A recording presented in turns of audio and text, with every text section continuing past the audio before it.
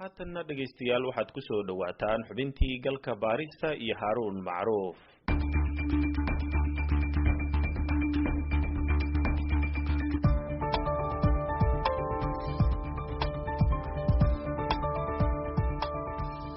todobaadyadii u dambeeyay waxaa soo kordhayay weerarada ururka al-shabaab ay ka geysanayaan deegaano kala duwan oo ka tirsan koonfurta Soomaaliya. weerarada waxay imanayaan kadib muddo kooban oo ay u muuqatay inay qaboobeen gaar ahaan xilligii uu si weyn u faafayay cudurka COVID-19 bilihii Abriil, May iyo June. dhinaca kale waxaa soo baxday hanjabaad ay ururka al-shabaab u jeedinayaan dawladda Mareykanka kadib weerarkii bishan horaanteedii ka dhacay deegaanka Janaac Cabdalle oo al-shabaab ay ku qaaday saldhig ay ku wada sugnaayeen ciidamada Mareykanka iyo kuwa Soomaalida. weerarka Janaac Cabdalle waxa uu yimid iyadoo ciidamada militariga Mareykanka ay iyaguna dib u bilaabeen duqeymihii dhinaca cirka ahaa ee ka dhanka ah al-shabaab oo sidoo kale qaboobay bilihii uu sida weyn u faafayay cudurka COVID-19. haddaba maxaa hoos u dhigay weerarada ururka al-shabaab bartamihii sanadkan? maxaase hadda soo nooleeyey? maxaa iska bedelay halista ururka al-shabaab ay ku haysay Soomaaliya iyo wadamada kaleba? duqeymaha cirkuse dib u dhac intee leeg ayay u keeneen ururka al-shabaab? waa mawduuca barnaamijka galka baarista ee toddobaadkan. 16 bishii Maars ee sanadkan ayaa xanuunka COVID-19 laga helay Soomaaliya. maalmo kadibna dawladda Soomaaliya waxay ku dhawaaqday in la joojiyo duulimaadyadii dibadda iyo gudaha, iyadoo dhinaca kalena dadka ugu baaqday inay dhaqdhaqaaqa yareeyaan. saacadaha qaarkoodna banda waxaa lagu soo rogay magaalada Muqdisho. coronavirus waxa uu Soomaaliya ku dilay ku dhawaad 100 qof, halka guud ahaan kiisaska laga diiwaan geliyay waddanka ay ku dhow yihiin 3500. balse dhinaca kale dawladda Soomaaliya iyo hay'adda caafimaadka adduunka ee WHO labaduba waxay ka digayaan inay jiraan meelo ka mid ah waddanka oo aan wax macluumaad laga haynin inuu gaaray xanuunka coronavirus. meelahaasi waxaa ka mid ah dhulka miyiga oo ay ku jiraan dhulka ay ka taliyaan ururka al-shabaab. ururka al-shabaab toddobaadyadii ugu horreysay xanuunkan waxay isku dayeen inay iska dhagatiraan iyagoo ku tilmaamay mid ay faafinayaan shisheeyaha. balse galka baaristu waxa uu ogaaday in COVID-19 uu maalmo gudahood ku gaadhay deegaanada ay ka taliyaan ururka al-shabaab.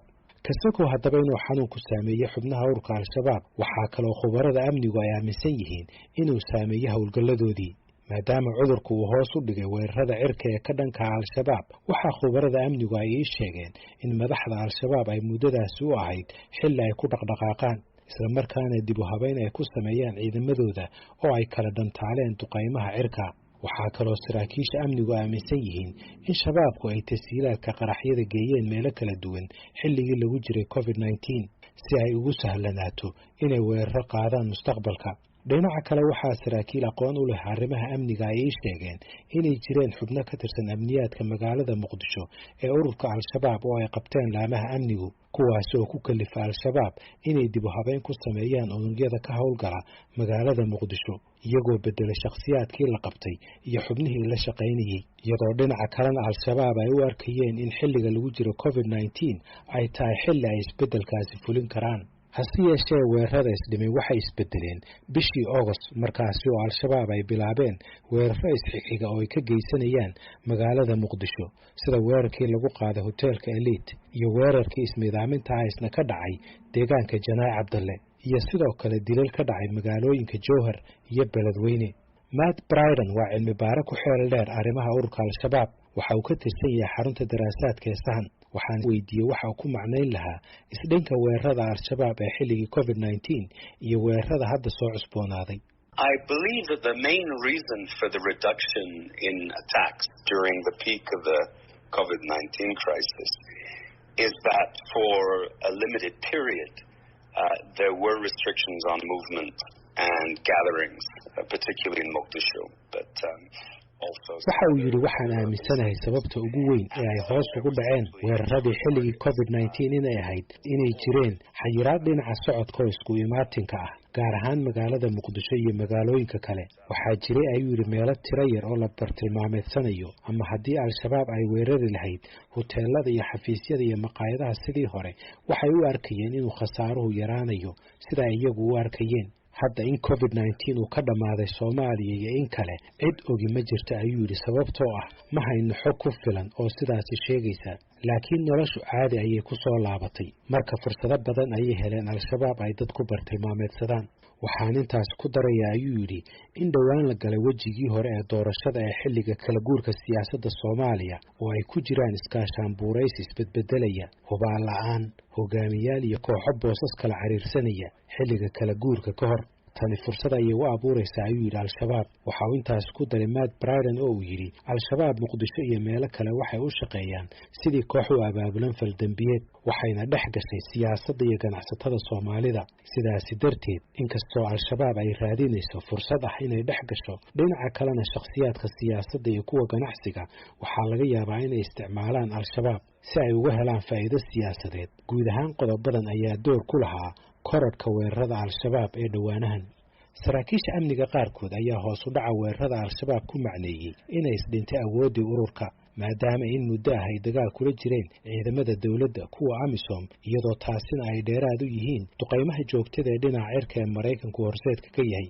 gaar ahaan waxaa al-shabaab sanadkan gudihiisa ka dhintay 3 sarkaal oo ka mid ah saraakiisha ugu sarreysa ururka, kuwaasi oo kala ahaa Bashiir Qoorgaab oo ahaa madaxii jabhadaha ee dhinaca koonfurta, Yuusuf Jiis oo isna ahaa madaxii arrimaha bani'aadminimada, iyo Cabdulqaadir Commandos oo ka mid ahaa saraakiisha sarsare ee ururka. Matt Bryden ayaan weydiiyey inay taasi ka dhigan tahay awooddii ururka al-shabaab oo isdhintay xilligan. I think there's no question that al-Shabaab is intact and is as functional as operational as it has ever been. We do see reports that there are divisions in the organization, but this is nothing new. We've had a divide. waxa uu yidhi waxay ila tahay inaan su'aali ka taagnayn in al-shabaab ay sideedii u taagan tahay, howlgalladeediina ay sidii hore yihiin. waxaan aragnaa ayuu yidhi warar sheegaya inay ururku kala qaybsan yihiin, laakiin tani wax cusub ma aha sababtoo ah waxay al-shabaab kala qaybsanaayeen ku dhowaad 10 sano, taasi oo mar keentay in qaar ka mid ah hogaamiyaashooda dhagta dhiigga loo daray 2013. laakiin waxay xudun u ahayd khilaaf ilaa haatan taagan. waa suurtagal ayuu yidhi in ururka ay awooddiisa isku qabsadaan ciddii bedeli lahayd amiirka. kuwa isaga daacadda u ah xilligan waa Abu Cubayde iyo kuwa fikradda adag ee Mahad Karataay uu ka midka yahay. gobollada ay ugu badan yihiin ururka al-shabaab awooddoodu waxaa ugu horreeya gobollada Jubbooyinka, sida ay aaminsan yihiin saraakiisha amnigu. gaashaanle sare Maxamed Naasir Guuleed waa taliyaha booliiska ee gobolka Jubbada Hoose ee maamulka Jubbaland. waxa uu sheegay in awoodda al-shabaab inteeda badan ay ku sugan tahay gobollada Jubbooyinka. haddii aan nahay annagu reer Jubbaland, shabaabkii koonfurta Soomaaliya ee ka dagaalamayay 90% waxaan isleeyahay ama 100% waxay joogaan Jubbooyinka.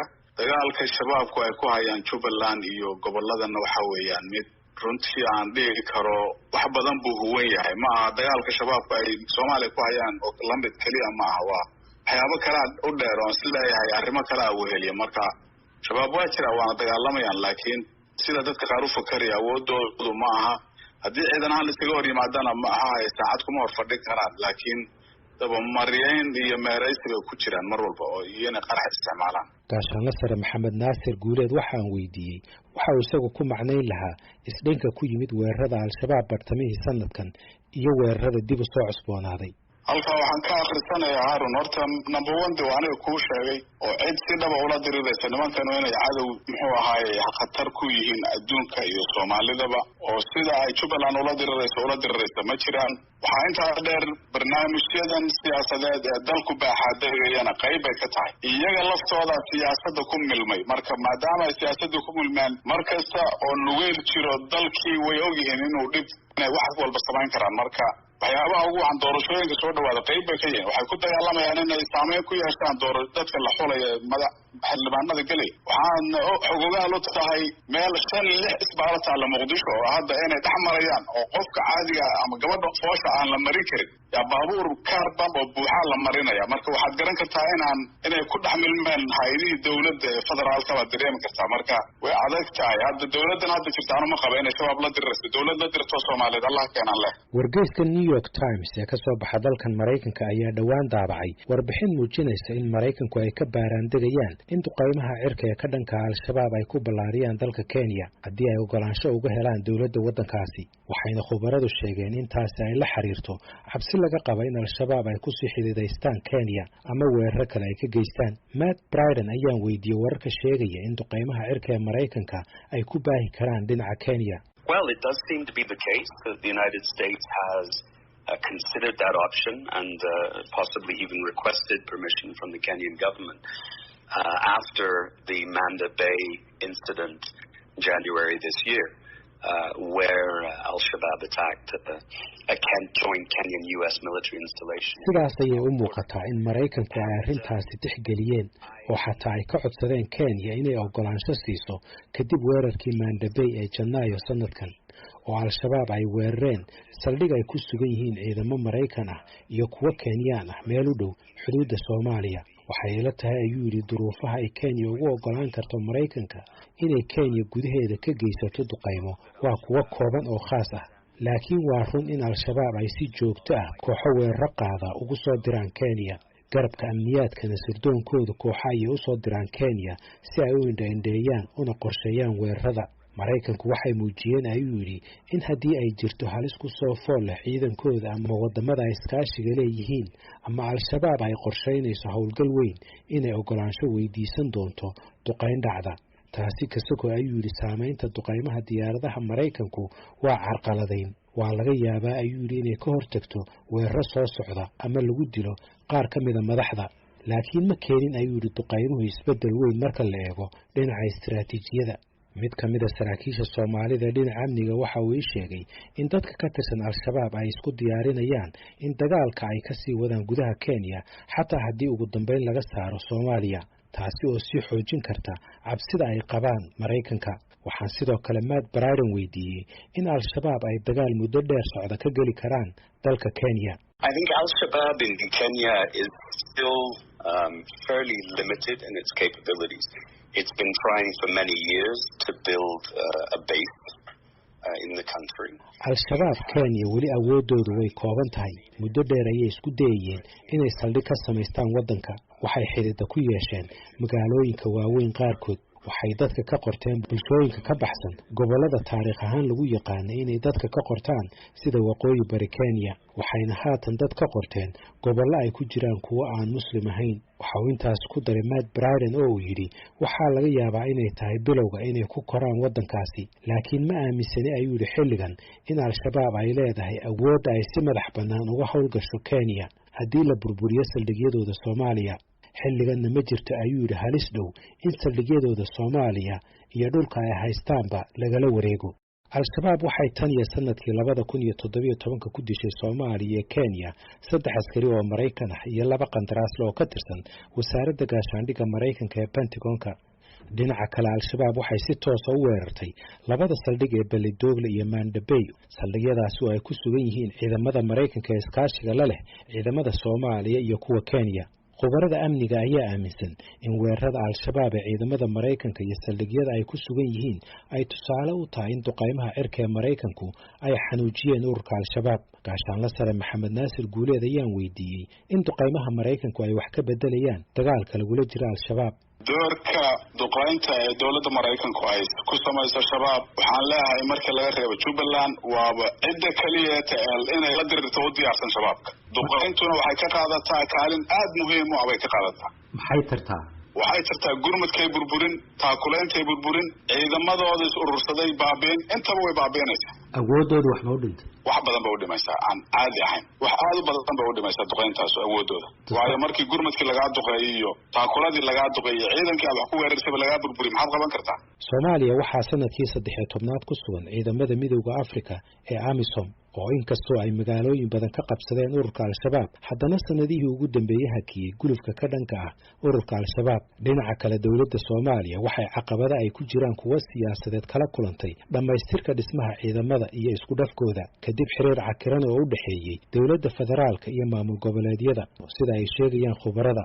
haddaba haddii dulqaadka beesha caalamku uu sii guro isla markaana dhamaystirka dhismaha ciidamada Soomaalida uu daba dheeraado maxaa istiraatiijiye ah ee soo hartay laga hortagi karaa ururka Al-Shabaab? gaashaanle sare Maxamed Naasir Guuleed waa kan. number 1 waa in la helo dowlad Soomaaliyeed oo si dhab ah ula diriraysa oo daacadka inay la dirto shabaab ama dowlad federaal ha noqoto ama dowlad goboleedyada ha noqdeen. laakiin haddii dowladda federaalka ay ku milmeen shabaab oo cidii ku caawin lahayd ba ay iyadii informationkaaga bixinayso ma la diriri kartid Harun mana la iska maxay dhibkoodana uu jiraa weligood. galka baaristu waxa uu la xiriiray madaxda gaashaandhigga ee dawladda Soomaaliya balse nasiib darro kama aysan jawaabin telefoonadii aynu u dirnay hase yeeshee markii uu xilka la wareegayay